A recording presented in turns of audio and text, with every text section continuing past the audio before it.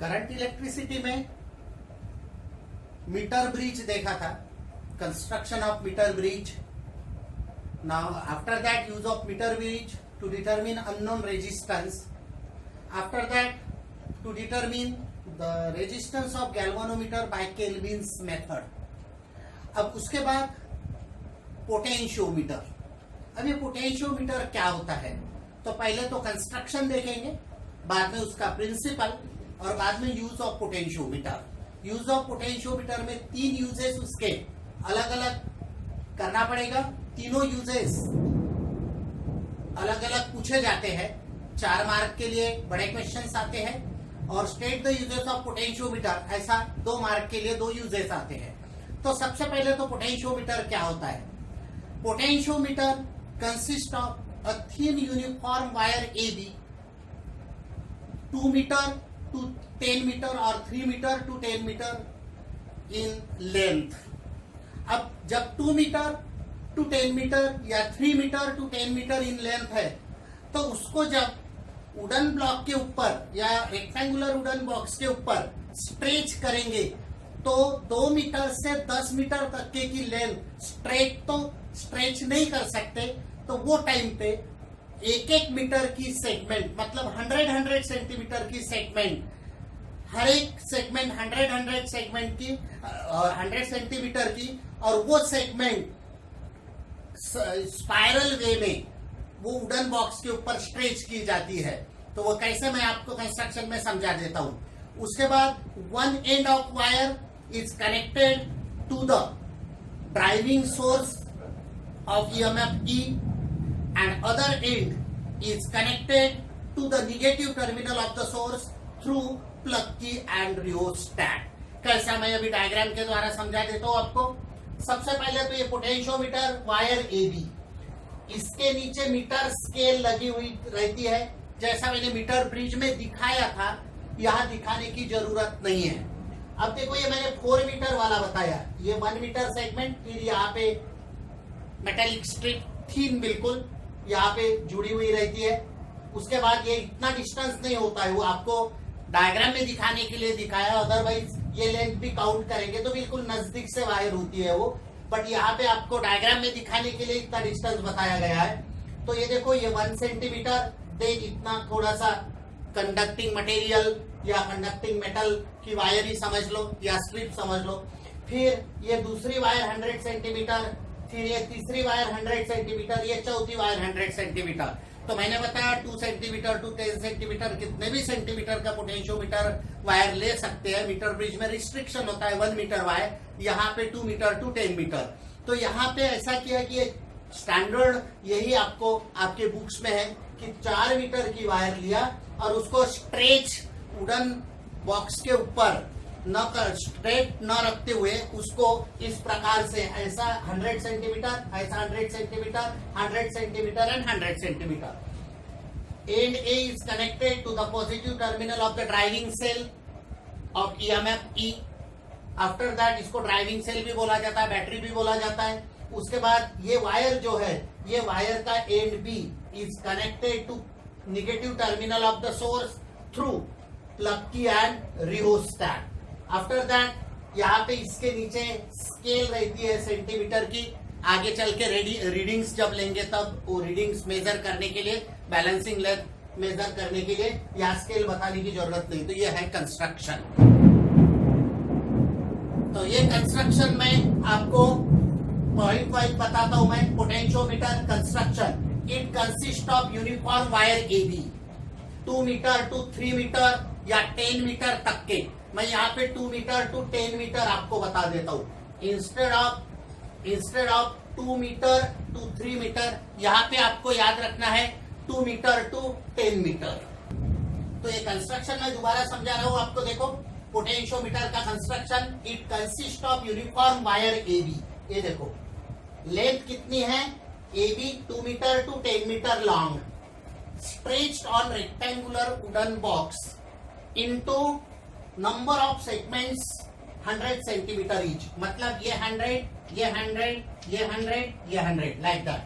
After that end A, ये जो end A और एंड B तो एंड ए पॉजिटिव टर्मिनल को कनेक्ट किया ड्राइविंग सेल के, the and A is connected to the positive terminal of the driving source E, मतलब source of EMF ई है, लिखते समय ई ऐसा ही लिखा जाता है, driving source E, and end B is connected to the negative terminal of driving cell या driving source through plug key and rheostat. तो यहाँ पे वो लिखा हुआ है। उसके बाद अ मीटर स्केल, इसके नीचे मीटर स्केल रहता है, तो यहाँ पे बोला a meter scale is fixed parallel to the length of wire, ये वायर के लेंथ के साथ ऐसे 100 सेंटीमीटर ऐसी स्केल लगाई हुई रहती है। तो देखो व्हेन की इज क्लोज, जब इसमें अब चौथा पॉइंट, जब की क्लोज करेंगे तो ये पोटेंशियोमीटर वायर से करंट फ्लो होना शुरू हो जाएगा। तो ये हो गया इसका कंस्ट्रक्शन। तो कभी कभी ये कंस्ट्रक्शन भी पूछ सकते हैं 3 मार्क के लिए। Now principle of potentiometer, board के परीक्षा में क्वेश्चन आता है, state and explain the principle of potentiometer. सिर्फ स्टेट करने के लिए आया तो आपको क्या स्टेट करना है, और स्टेट एंड एक्सप्लेन आया तो एक्सप्लेनेशन के साथ। तो अभी देखो ये जो डायग्राम है, इसके पहले का डायग्राम मुझे आगे के क्वेश्चन में काम में आएगा, इसलिए आगे के आंसर के लिए वही डायग्राम में एडजस्टमेंट रहेगा, तो मैंने ये मिटाया नहीं।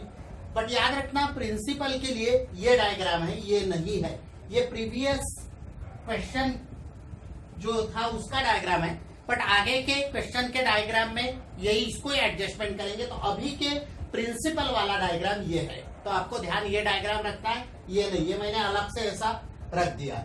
तो प्रिंसिपल क्या है पोटेंशियोमीटर का, potential drop across potential drop along the length of the potentiometer wire is directly proportional to the fall of potential between 2 points। कैसा देखो आप statement, the potential difference between any 2 points।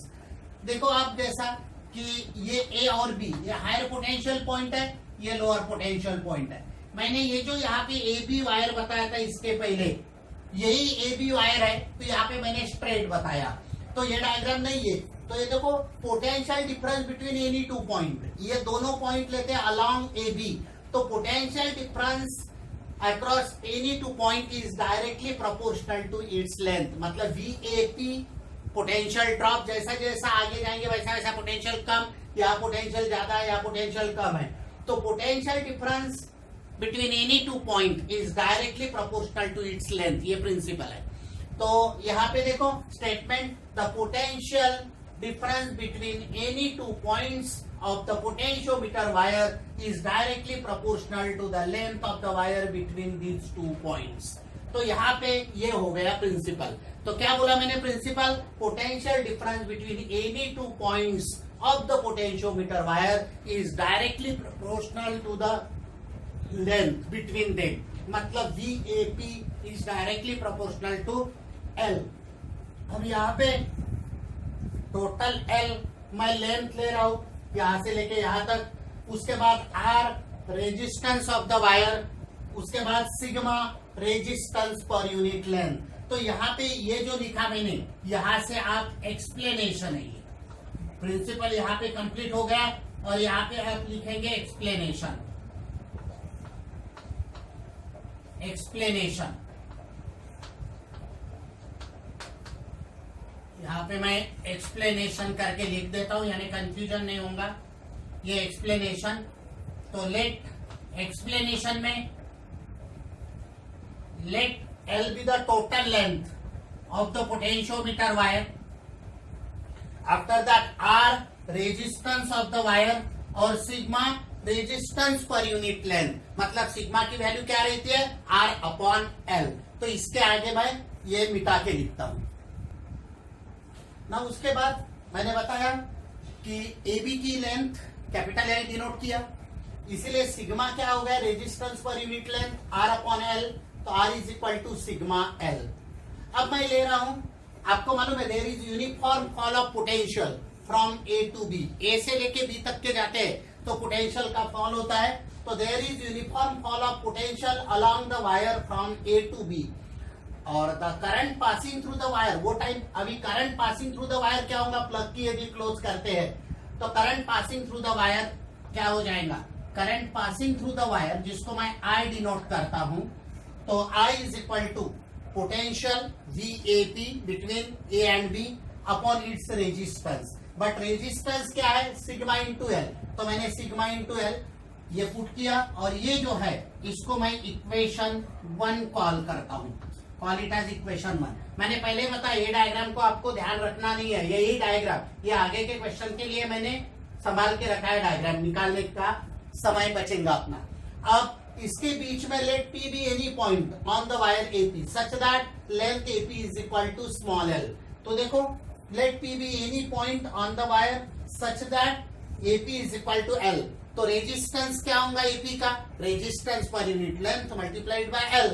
तो देखो RAP is equal to sigma multiplied by वो length A और P के बीच का स्मॉल l। तो नेचुरली पोटेंशियल डिफरेंस क्या होगा? Across AP VAP। जैसा अक्रॉस AB VAB, तो अक्रॉस AP क्या बोलेगी? VAP। और VAP क्या होगा? करंट तो वही फ्लो हो रहा है, तो नेचुरली I इंटू RAP।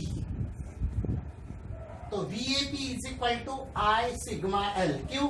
क्योंकि VAP is equal to I into RAP। इसके नीचे की स्टेप, इसके पहले की स्टेप क्या थी? I into RAP। तो RAP की वैल्यू पुट कर दिया।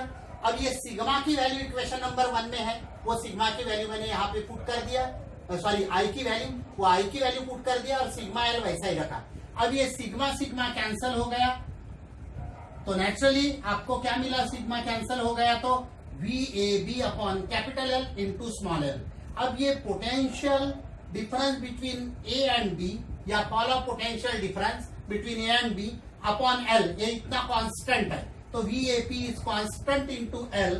तो VAP is equal to K into L। तो VAP is directly proportional to length. तो यही पोटेंशियल पोटेंशियोमीटर का प्रिंसिपल मैंने स्टेटमेंट में दिया है कि पोटेंशियल ड्रॉप या potential difference between any two point is directly proportional to the length between two points. तो यही प्रिंसिपल आपने एक्सप्लेन किया। और ये जो K की वैल्यू है VAB अपॉन L, तो where K VAB upon L is called potential gradient of wire. तो इसको बोला जाता है पोटेंशियल ग्रेडियंट। तो आपको पोटेंशियल ग्रेडियंट क्या याद रखना है? तो potential gradient VAB upon L मतलब पोटेंशियल डिफरेंस अपॉन लेंथ। कभी आपको यूनिट पूछा तो आपको ये पता चलना चाहिए कि पोटेंशियल डिफरेंस अपॉन लेंथ है।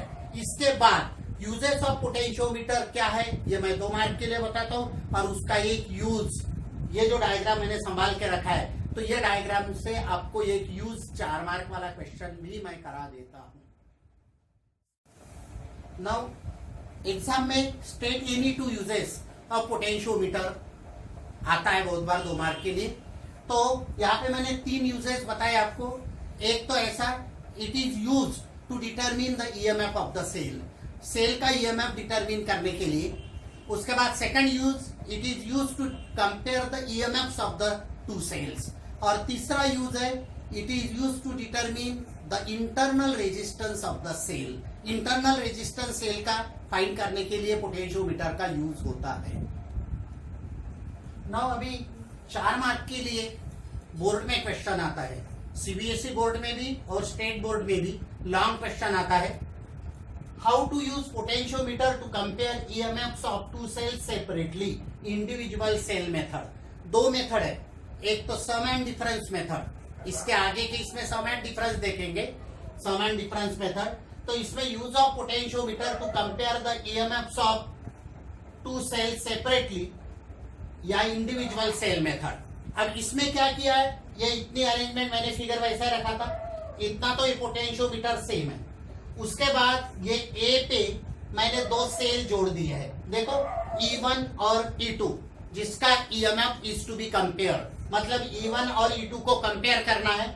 ये दोनों सेल का पॉजिटिव टर्मिनल और ड्राइविंग सेल का पॉजिटिव, ड्राइविंग सोर्स का पॉजिटिव टर्मिनल, मतलब बैटरी का पॉजिटिव और दोनों सेल का positive should be connected at the same point ए। ये मैं लिखा के आपको कैसा लिखना बता रहा हूं। तो आपको ये फिगर निकालना है। फिगर निकालने के बाद यहाँ पे लिखना है कि 2 cells, positive terminal of the 2 cells E1 and E2 and positive terminal of the source should be connected at the same point A। तो यहाँ पे मैं बहुत धीरे बता रहा हूँ, थियरी लिखने रहा हूँ, आपको याद रखना है कि two cells which is to be compared, जो सेल्स आपको कंपेयर करना है तो positive terminals of the cells and positive terminal of the battery should be connected to the same point A of the wire. This is first point. Second point, EMF of the battery should be greater than the EMF of the cells E1 and E2. देखो दो point मैं लिख नहीं रहा हूं, theory आपको याद रखना है, आपको ये लिखना है. मैं पहला बता रहा हूं कि E1 और E2 को आपको कंपेयर करना है. तो पहला पॉइंट क्या बोला मैंने, positive terminal of the cells and positive terminal of the battery should be connected to the same point A of the potentiometer wire. This is first point. Second point, EMF of battery should be greater than the EMF of the cells E1 and E2. This is second point. After that, negative terminal of the cells are connected to the two-way keys K1 and K2. इसको two-way keys इसलिए बोलते कि जब K1 circuit में लाएंगे तो K2 नहीं लाएंगे और K2 लाएंगे तब K1 नहीं लाएंगे. मतलब K1 क्लोज करेंगे तो K2 ओपन रखेंगे और K2 क्लोज रखेंगे तो K1 ओपन करेंगे, इसलिए इसको टू वे की बोलते हैं. तो दूसरा पॉइंट क्या लिखना है मैं बताता हूं, negative terminal of the cell. तीसरा पॉइंट है ये.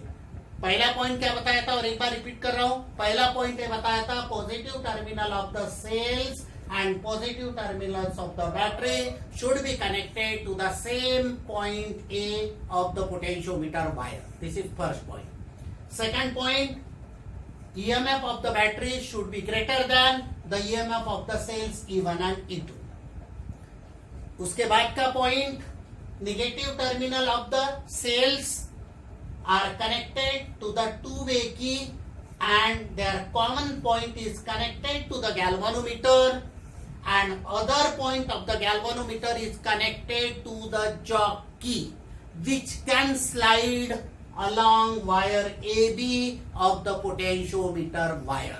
और एक बार ये रिपीट पॉइंट कर रहा हूं मैं, negative terminal of the cells are connected to the two-way keys and common terminal of the two-way keys connected to the galvanometer and other point terminal of the galvanometer is connected to the jockey which can slide along wire AB. jockey मैंने metre ब्रेज में बताया था. तो ये next point हो गया. Last point क्या बता रहा हूं मैं, लास्ट पॉइंट में ये बताना है कि इन द प्राइमरी सर्किट, ये primary circuit, in the primary circuit battery is connected to the plug key through rheostat. ये आपको पॉज करके पॉइंट्स सुनना है और लिखना है. मैं थ्योरी लिखूंगा नहीं अभी यहाँ पे.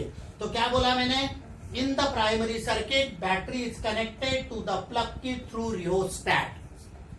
ये पॉइंट हो गया. उसके बाद when plug key is closed current pass through the potentiometer wire. तो रीडिंग कैसा लिया जाता है, पहला reading when plug key K is closed and K1 is closed, K2 is kept open. ये मैं लिख रहा हूं when मैथमेटिक्स के लिए, when key K and K1 is closed and jockey is touched to the jockey is touched. Spelling बराबर लिखने का है आपको.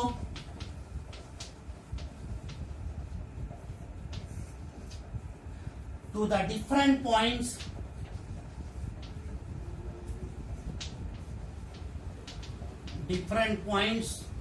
of wire AB,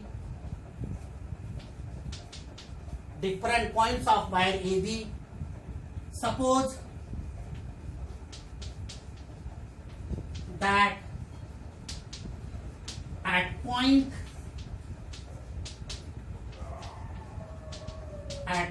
P, galvanometer shows the zero deflection. अब गैल्वानोमीटर अलग अलग पॉइंट पर टच करे से at point P galvanometer shows the zero deflection. इसका मतलब क्या हो गया? इसका मतलब ये बैलेंसिंग पॉइंट हो गया, ये बैलेंसिंग पॉइंट हो गया। और ये बैलेंसिंग पॉइंट की लेंथ सपोज एल है, तो मैं क्या बोल रहा हूं, ये वो लेंथ कहां से मेजर करेंगे? ये 100 सेंटीमीटर, ये लेंथ कोई मायने नहीं रखती, बहुत कम लेंथ रहती है। और ये ऐसा, तो सपोज ये 100 और ये 20, तो 120 सेंटीमीटर ये लेंथ हो गई, ये लेंथ हो गई 100 सेंटीमीटर। मैं इसको L1 बोलता हूं। तो नेचुरली अब यहाँ पे K1 is close, K2 is kept open. Different point P पे गैल्वानोमीटर शोज जीरो डिफ्लेक्शन। इसका ही मतलब क्या हो गया कि ये टाइम पे when galvanometer shows zero deflection, potential difference across AP is directly proportional to, या यहाँ पे पोटेंशियल डिफरेंस नहीं रहेगा ये केस में। जब जीरो डिफ्लेक्शन रहेगा तो सेल का EMF जो रहेगा E1, पोटेंशियल डिफरेंस के जगह पे E1 रहेगा, is directly proportional to the L length, यानी पहली लेंथ जो मेजर करेंगे L1। इसका मतलब E1 क्या हो गया? This E1 is equal to K into L1। हालांकि K क्या होता है? K is potential gradient, where K is equal to, where K is equal to I sigma, और what is sigma? R by L मालूम है आपको, I sigma, and this I sigma is equal to, यानी इसी को आप बोलेंगे potential gradient. मैंने थोड़ी देर पहले बताया था पोटेंशियल ग्रेडियंट। और व्हाट अबाउट सिग्मा? सिग्मा होता है R by L, where sigma is R by L। तो इसके आगे मैं लिखता हूं नाउ, वेयर सिग्मा क्या है? सिग्मा है R by L, आपको मालूम है। अब सेकेंड रीडिंग क्या लेंगे? When K and K2 is closed and K1 is kept open, यानी अभी K2 क्लोज कर रहे हैं, K1 ओपन रख रहे हैं, और ये क्लोज कर रहे हैं। तो एट पॉइंट P से एट पॉइंट P डैश से at point P dash galvanometer shows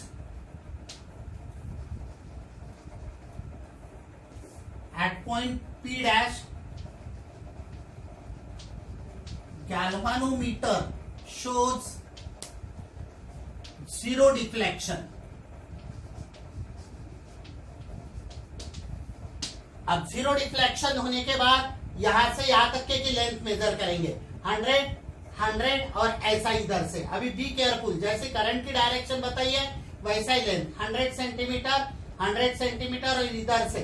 तो ये टोटल, इसको मैं L2 डिनोट करता हूं। तो ये केस में देयरफॉर क्या हो जाएगा? Galvanometer shows zero deflection. तो जब भी जीरो डिफ्लेक्शन रहता है तो पोटेंशियल ड्रॉप की जगह पे क्या आता है? EMF। तो E2 is directly proportional to L2। Therefore what is E2? E2 is equal to KL2। अब मैं इसको इक्वेशन 2 कॉल करता हूं, और इसके पहले जो आया था उसको, इसके पहले वो याद रखना, या वहां E1 is equal to KL1, उसको 1 कॉल करके रख देना, नहीं किया होगा तो। Where K is potential gradient मालूम है। अब 1/2 करता हूं मैं। अब इक्वेशंस 1/2 यदि करूं, इक्वेशंस 1 डिवाइडेड बाय 2, तो 1 डिवाइडेड बाय 2 यदि करते हैं तो आपको मिलेगा E1 upon E2 is equal to KL1 upon KL2। अब ये के गेट कैंसल्ड आउट, तो फाइनली आपको मिलेगा E1 by E2 is equal to L1 by L2, L1 by L2। अब देखो L1 और L2 आप मेजर कर सकते हो, डायरेक्ट मेजर किया हुआ लेंथ है। तो using this formula you can compare the EMF of cells। तो यहाँ पे ऐसा लिखना पड़ेगा, using this formula we can compare the EMFs of two cell. By which method? By individual cell method.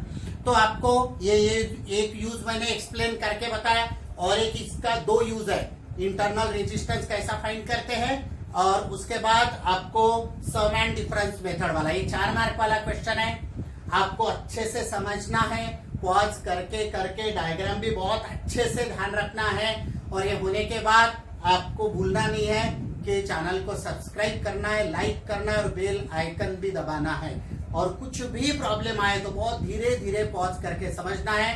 Question is very important one, ये unity important है potentiometer का।